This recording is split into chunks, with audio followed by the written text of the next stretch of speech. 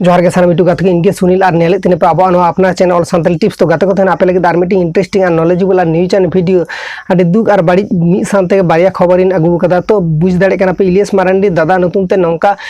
किचु हर मेना को नौका बाड़ीजा कामी दा तो ना दो जहां मन जहां जहां एक्टर सागे मने आड़िसोते जहां मानमिया गे मने आड़िसोते आपे हम बुझ दाड़े कने पे और ओना वीडियो दो उनी लगी तैयार कदा आइनम किसकुआ बारे ते पूरा वीडियो टा तो मेना तो आया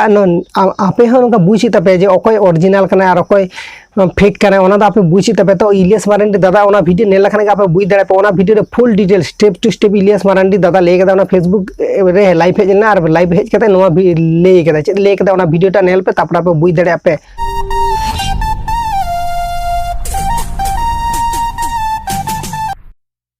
गाते को इन इलियास मारांडी और तीन फेसबुक लाइव रे हजू लगी दो नोआ की कारण कना फेसबुक रे नेला इन्या नितुम ते एडी आइमा फेक अकाउंट को बनाव कदा तो एडी प्रॉब्लम हुयु कना और तिहिन सेता गी इन मिटे व्हाट्सएप ते मिटे फोटो को शेयर अदिnya तो एडी दुखिन के होदा उना लगी ठीक है तो उना नियगी नासे बुन गालमारावा और उनाñ उदुग पिया जतो हर इन्हें मोबाइल कते इन लाइव रे हेज कना तो इन उना स्क्रीनशॉट कते गाती कोड़ा मोबाइल रे कूल कते तो उना गे आपे उदुग पिया उना स्क्रीनशॉट गे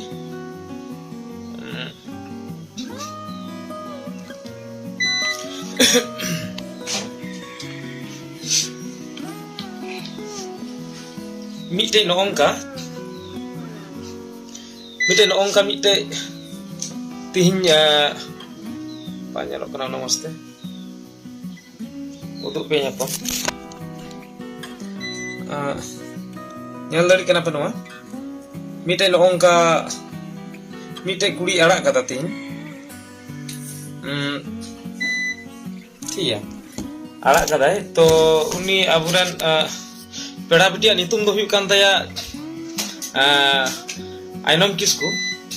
ठीक है तो उनी नोय अड़ाक कदा बांग मा इन उनी संगे एडी बड़ी बड़ी मैसेज रे गालमारा कना बांग मा उनका बोले एडी बड़ी बड़ी मेन कदिया तो इन लेया जहां नोआ अकाउंट तो उनी गालमारा कान तना ओना तो इnye अकाउंट बांग कना ठीक है ओना तो मिटे फेक अकाउंट कना ओकोय कना ओना हो बइन बडाया मेनखान उनी फोटो अड़ाक काते नोंडे ऑल कदाय जे सांताल इंडस्ट्री रे नुई इलियास मारांडी नुई दो ऑनलाइन रेफर्स कनाय उनका मेनका उनी आम जहां से गालमारा कना उनी बेगोर बडाय काते जे इnye नितुम हताव दा ओंडे उनी उना हो बाय बडाया जे ओकोय से गालमारा कना ना ओरिजिनल कनाय से बांग कनाय इnye रेपे नेल दड़ी को इnye अकाउंट जहाटा फेसबुक अकाउंट ना उना रे 5000 गान तो फॉलोअर्स मेना कोतिnya जहां तना फ्रेंड्स बोले 5000 गान मेना को और इन नित दबी जहां कुड़ी ना जहां ये फेसबुक रे ने तो उना फोटो वायरल लाय जे नुई सिगे नोय सबूत मेना तिnya नुई सिगे कोइन गालमाराव कदा उना हो उदुग पियन नित दबी इन नुई फ्रेंड रिक्वेस्ट कूल कदिnya इन नित दबी उना बइन नेल का थेना उने उनी फ्रेंड रिक्वेस्ट कूल कदिnya नेतो हो एवरिंग कन्फर्म तया स्क्रीनशॉट कते इन दोहो कदाñ उदुग दड़ी पिया नेल दड़ी आपे नोय नोडे मेना आइनम किसकु नोय नेल दड़ी आपे इन नित दबी बइन एक्सेप्ट का तया नुया ठीक है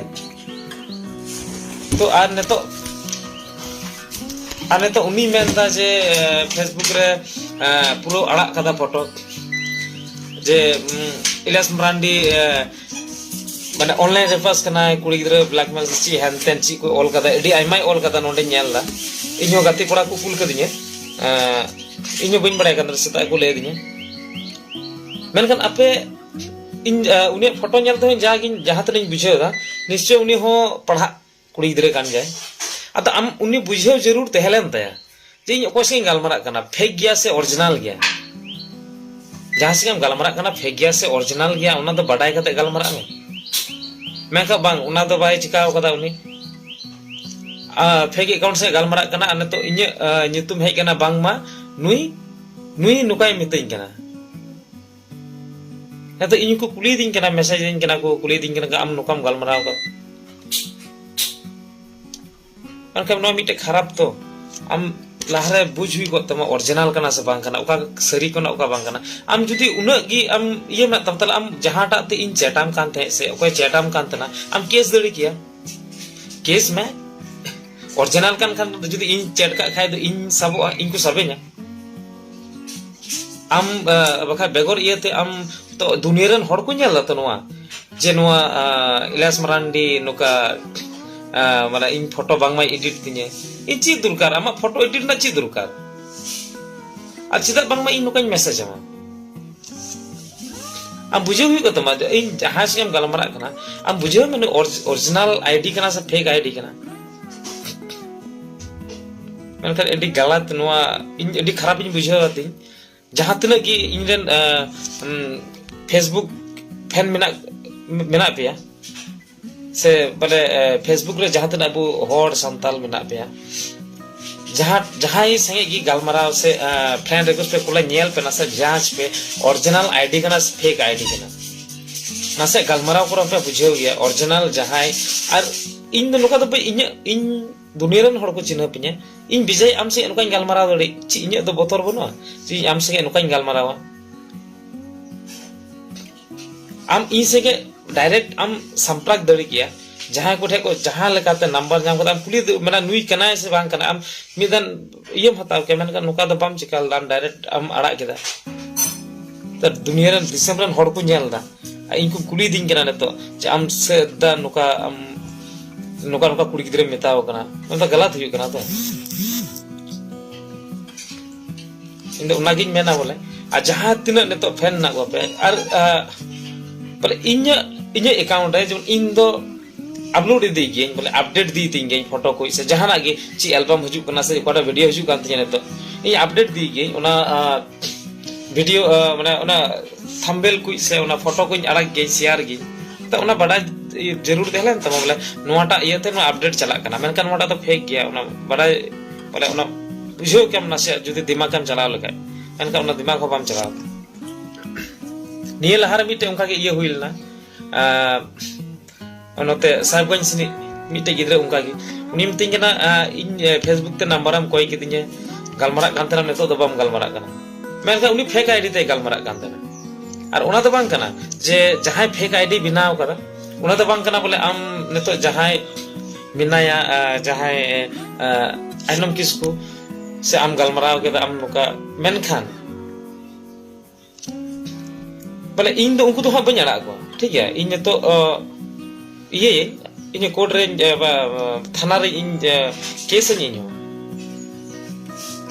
मिटे बेगोर दोष हड़म दोषया मिटे खराब तो एडी खराब इन के केदा अबु संताल बिहा नोंका माने फेक आईडी ते अकाउंट जी कते कुड़ी गिद्रे संगे नोंका बड़ी को गलमराव कना को और जहां पे गलमरा कना उनको हो बुझो पे उकाटा अकाउंट ओको संगे गलमरा कना फेक गया से ओरिजिनल गया नो बुझो पे अंते जहां संगे की फोटो लगाव केदा ᱧᱩᱛᱩᱢ लगाव केदा तो माने उनी नेल में ओना फैन जहांटा रम गलमरा कना ओना रे तिना गान उनी रेन फैंस मेना को से यूट्यूब करे हो आइमा फेक अकाउंट को झीक दा से फेसबुक रुमा नेतम नेला इnya ᱧᱩᱛᱩᱢ ता आइमा मेना इन में तिना दड़ियो कना इन से को जते रिपोर्ट ए कान गया अनि लहार हो आइमा धान इन स्क्रीनशॉट करते इन एम कदा नो आइमा फेक अकाउंट को बनाव दा मस्त सामलाव ता तहन पे मेगा बांग तीन नेल दा इन से तारे बांग मा नोका मिटे जे आइनम किसको उनी इnya ᱧᱩᱛᱩᱢ माने ओने इयो कदा इलास मांडी नुई नोका मेरे खराब हो कना इन आले ओड़ा इन रेना इnya तो फैमिली मेना इन हो तो ओड़ा खय को कुली दिन कना नोका ले अंजम दा ची कथा कना मेरे खराब बुझे तो मिटे नो इज्जत ना सवाल कना जतो हड़ा मिटे माने मान सम्मान इज्जत तहना तो जहां कोटे माने मान सम्मान इज्जत मिना तिया चबा कना तो इन दया कतिन मेना बोले जहां से बुन गलमरा नेल बुन फेक गया से ओरिजिनल गया ताबर बुन गलमरा जा हुइना ने तो ᱡᱮᱢᱚᱱ ᱟᱨ ᱱᱤᱭᱟᱹ ᱛᱟᱭᱚᱢ ᱫᱟᱨᱟᱢ ᱵᱟᱝ ᱦᱩᱭᱩᱜ ᱟᱨ ᱡᱟᱦᱟᱸ ᱞᱟᱹᱜᱤᱫ ᱱᱚᱣᱟ ᱵᱷᱤᱰᱤᱭᱳᱧ ᱵᱮᱱᱟᱣ ᱠᱟᱱ ᱛᱤᱧ ᱤᱧ ᱧᱮᱞ ᱠᱮᱫᱟ ᱥᱮᱛᱟᱜ ᱨᱮ ᱟᱭᱱᱚᱢ ᱠᱤᱥᱠᱩ ᱡᱟᱦᱟᱸ ᱯᱷᱳᱱ ᱦᱮᱡ ᱞᱮᱱ ᱛᱤᱧᱟ ᱟᱢ ᱚᱱᱟ आईडी रे केस में am sari gi judi patiyev na tama isem galmarak kan tana talam ona ID rem case daria ᱤᱧ ᱢᱮᱛᱟᱢ ᱠᱚ ᱤᱧ ᱫᱚ ᱵᱟᱹᱧ ᱢᱮᱱ ᱫᱟᱞᱩᱢ ᱠᱮᱥᱟ ᱟᱢ ᱥᱟᱹᱨᱤ ᱜᱮ ᱡᱩᱫᱤ ᱯᱟᱹᱛᱭᱟᱹᱣ ᱢᱮᱱᱟᱜ ᱛᱟᱢᱟ ᱚᱱᱟ ᱟᱭᱰᱤ ᱨᱮ ᱠᱮᱥ ᱢᱮ ᱧᱮᱞ ᱫᱟᱹᱧ ᱚᱠᱚᱭ ᱥᱟᱵᱚᱜ ᱠᱟᱱᱟ ᱤᱧ ᱠᱟᱱ ᱠᱷᱟᱡ ᱤᱧ ᱥᱟᱵᱚᱜᱼᱟ ᱟᱨ ᱡᱩᱫᱤ ᱯᱷᱮᱠ आईडी ᱥᱮᱢ ᱜᱟᱞᱢᱟᱨᱟᱜ ᱠᱟᱱ ᱛᱟᱦᱮᱱᱟ ᱩᱱᱤ ᱥᱟᱵᱚᱜᱼᱟ ᱢᱮᱱᱠᱷᱟᱱ ᱱᱚᱣᱟ ᱨᱮ ᱤᱧ ᱦᱚᱸᱛᱚᱧ ᱠᱮᱥ ᱫᱟᱲᱮᱭᱟᱜᱼᱟ ᱤᱧ ᱦᱚᱸᱧ ᱠᱮᱥ ᱫᱟᱲᱮᱭᱟᱜᱼᱟ ᱤᱧ ᱦᱚᱸᱧ ᱠᱮᱥᱟ ᱚᱱᱟ ᱫᱚ ᱵᱟᱝ ᱠᱟᱱᱟ ᱤᱧᱟᱹᱜ ᱧᱩᱛᱩᱢ ᱛᱮ ᱱᱚᱝᱠᱟ ᱤᱭᱟᱹᱜ ᱠᱟᱱᱟ ᱢᱟᱱᱮ ᱟᱹᱣᱲᱤ ᱜᱮ ᱢᱟᱱᱮ ᱯᱨᱚᱪᱟᱨᱚᱜ ᱠᱟᱱᱟ ठीक है और जहां पोस्ट करता उना हो डिलीट में आ बका आम ओका आईडी तम रोड़े कान थेना उना ना मस्ते आम डिटेल्स नेल में अकोय कनाय बांग कनाय तिना गान इᱧ नेतो पासे नेल में 4000 को एबा मेना को 5000 गान इंडियन फैंस मेना को ठीक है और इन मा नेतो हों उदु दरिया बोले जहां आम माइनो किसको आम आइनम किसको माइनो sorry am mendam in singe am galmarak kan tana in ma amat friend request ni to ho bani accept ka tana uduk pen nyal dari apa joto hor uduk pe kenai node no nyal ta pe no da inye mobile tin live ren hej kan te mana inye do bani dari pe kana no nyal ta na node mena no ainom kisku ni to bani accept ka tama ama ठीक है ne to bani accept ka tama tar in chika am singe galmarak kana onka am nyal me moste okoy kana bang kana tapor am mane no edi iye kata kana abu bun mone da bole social media do ongun mite jinis kana bole naset ge edi aima viral lo ठीक है तो इन जतोनी request पिया बोले जहां तना fake ID को बचाव खते बुन तहन मा आ जहां से के बुन गालमारा kana mane डिटेल्स बुन याला mane sari ki uni kana se bang kana ठीक है neto in singe huina ona do bang kana bole hijuk kan din am se bang hui daria ठीक है huyuk ya menkan in joto ti request ta bole ar nuka babun kami ma am ar nu jahai ita hora nyutum te pe fake account pe binaw da are chidam binaw da am mana ama sakal mena ama rol landam dadi am ama nyutum te ki binaw me ita hora nyutum te chidam binawa ona ge bole ᱤᱧ ᱟᱹᱰᱤ ᱫᱩᱠᱤᱧ ᱟᱹᱭᱠᱟᱹᱣ ᱠᱮᱫᱟ ᱱᱚᱣᱟ ᱛᱤᱧ ᱤᱧ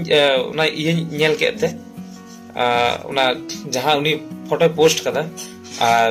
उनी पासे इन मा एंते फैन बांग कना नि तो बई एक्सेप्ट काते ठीक है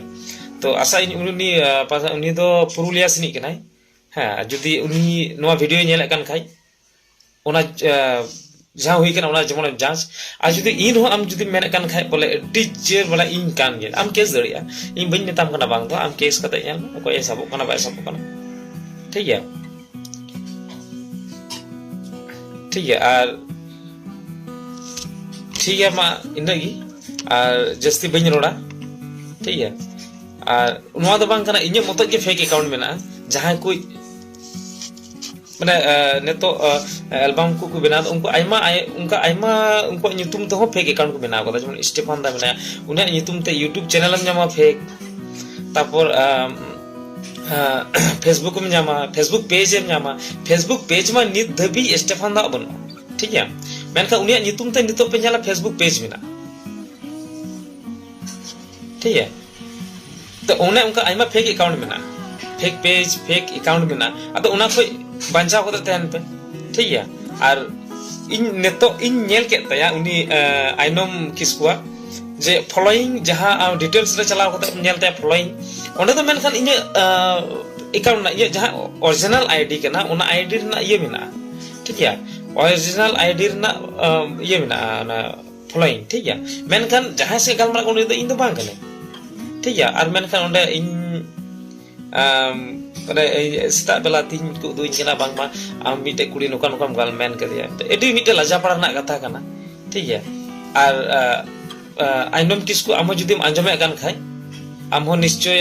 बेगर शिक्षित माने बांग शिक्षित हर दो बांग कानम शिक्षित हर कान जाम जेहेतु आम उनो लटुम ऑल किदा इन संबंधे नुई नुकान या और जे माने ऑनलाइन रेपर्स कना हेन तन का एडी माने खराब इन के दई हो बन लई दड़ी कना ठीक है तो आम नेल में अबय कना माने ओरिजिनल इन कान जे से टावर से गालमारा कान तना ᱚᱱᱟ ᱞᱟᱦᱟ ᱞᱟᱹᱭ ᱢᱮ ᱴᱷᱤक है ᱧᱮᱞ ᱞᱟᱦᱟᱭ ᱢᱮ तापर आम माने ᱧᱮल ᱢᱮ आम ᱚᱠᱚᱭ ᱥᱟᱢ ᱜᱟᱞᱢᱟᱨᱟᱜ ᱠᱟᱱ ᱛᱟᱦᱮᱱᱟ तापर उनी हर चितान रे आम केस दड़ी आम इन बइन मेताम गालम केस में इन बइन माने इन बइन दोष कदन चदा इन बतरा इन मा युदु आपे नित हो बोले इन नित दबी उनी फ्रेंड रिक्वेस्ट बइन एक्सेप्ट करते ठीक है नित दबी बइन एक्सेप्ट करते तो उनागी जतो हटे रिक्वेस्ट तहन तिने जे नो फेक आईडी फेक अकाउंट खोय अबु नासे संतो दुबुन तहन मा बका नोका गे आरो हजू कान दिरे इने नेतो हो पे नेल दड़िया इने नितुम ते पासे बरिया पेया मेना तिने गांचो फेक आईडी मेना ठीक है मेना नेतो हो तो उना को बंचा होते बुन तहन मा बोले उना गिन मेना एडी खराब इन के तो चिन मेना बइन बुझे दा चिन मेना इन जतो आयमा हर को फोन इन केना मितिन केना को नोका नोका नुई ते नोका ला आंजम नोका माका उनी लहर जांच इयो तहलन तया चे उना दो बांग कना इन हर को चिना पिया तो अदा मिटे मान समान आबे कथा कना आम मिटे हर नि आम माने जहाना गेम ऑल गोड किदा आर ये पोस्ट किदा उनका तो बांग तो आम नेल में उनी ओरिजिनल आईडी ओकसम गलमरा कांता ओना तो आम बुझेव जरूर कांता अकोसे गलमरा कना बइन गलमरा ओरिजिनल गया से फेक गया उना लहारे बडाय में तापर आम उना फोटो अड़ाक में से आम उनका ऑल में इन नितुम ते उनका ऑल में इन जुदी ओरिजिनल कनाई आम ऑल में नुई कान गया बोला गारंटी दिए मेन में नुई कान गया तो आम तो उना इन वीडियो कॉल करते हम बाम नेल कदिnya से आम गलमरा हो बाम करे मैसेज ते नुका आम गलमरा कना फेक कना से ओरिजिनल कना ओसे आम गलमरा कना उना लहा नेल में ता आम तापर उनी चितार आम ये में ठीक है नुई नुका नुका मेता दिnya इन तो बइन मेंदा ठीक है तो आम हुई दड़ी आम ये दड़ी आम केस में ठीक है ओका आईडी तम गलमरा कान तना आम जुदी मेंदा इन एड़े गिन रोड़ा ठीक है इन जुदी एड़ा गिन रोड गया बा इन लाइव रे बइन हाई को ठीक है इन मेन का फेसबुक लाइव रे बइन हाई बड़ा न पहिल दिन हाई ना ठीक है ओना गिन मेना जस्ती कथा बइन मेन तबना ठीक है और जहां फेक अकाउंट कना इन नोआ जहां टा दिन लाइव कान हा नोआ दो इन ओरिजिनल आईडी कना ठीक है और जहां फेक गया रिपोर्ट अबुन उना को अकाउंट दो जेमन को बंद है आज जेमन एटा हर संगे नोआ जिनिस टाम बांग हियो नतो इन संगे हुइना जेमन एटा हर संगे बांग हियो होला मधेर मिटे उनका गे मिटे कुड़ी गिदरे इने गाती कोड़ा फोन केदा आदो उनी मिताय कना नोका नोका इलियास सिंह गलमारा कान तना नतो इने फोटो नोका वायरल ला चिका दे इन चदे वायरल तापो उनी गाती कोड़ा फोन दिnya मितेन कना नोका नोका नुई कुडिम चिना पिया बांग बन चिना पिया तो उनी मेंदा उनी सकेम गलमारा कान तना नेतो बाम गलमारा कना आदो अकोयटा आ ले दिया नोका नोका का आदो ये नंबर दो बाय मा दिया हा कॉन्फ्रेंस कते गलमारा चुकी दिया आदो मिताय कना अंजम उनिया गला अदिया गला आदो उनी आरो चे मेंदा है वीडियो कॉल ते गलमारा कान तना आम दो इनदम जनाइन कान तना आम दो बाम नेल चुक कान तना ओना तो चिका हुयो आदो उनी हो बुझना दरकार तहलन तया बोले इन जहां से गलमारा कना इन दो नेलेन कना आज दो बा नेल चुक कना नोआ चिका हुयो ठीक है आदो उना उनका बोले आदो उनी तायम ते बुझेव कदा बा इन जहां हर से गलमारा कान तना फेक गी तहलना ठीक है आदो उनका के बोले तो उनी सॉरी मिता दिया ठीक है सॉरी ठीक है और इन आमटे रिक्वेस्ट तहन तिnya आइनम किसको आम नेल में ठीक है जाचाई में आज हम पोस्ट का जुदी मोने कान खा इन कान यालुम डिलीटा और जुदी मोने कान खा बांग कना तला डिलीट बोले उना दो बांग कना बोले इन नोय लाइव रे ना चपिन तेना वीडियो अड़ा कता उना दो बांग कना इन केस इन तेन ठीक है इन थाना चला कना तिने कान चिका कना नेल ना ठीक है अच्छा नोय मेन कते कि कथा दई मिचदा जतो जोर तो गातो का आशा दिन अपनी वीडियो बुझ दाड़े कदा अपनी वीडियो बुझ दाड़े कदा बस और चैनल जुदी ना हेज kana बस ताला लाता रेड कलर सब्सक्राइब बटन जोर कदा इंशाल्लाह सेलेक्ट दो बांग बाय हिडिया तो नापा नेक्स्ट वीडियो भागी तन पे नापा तन पे जोर के सन मिटू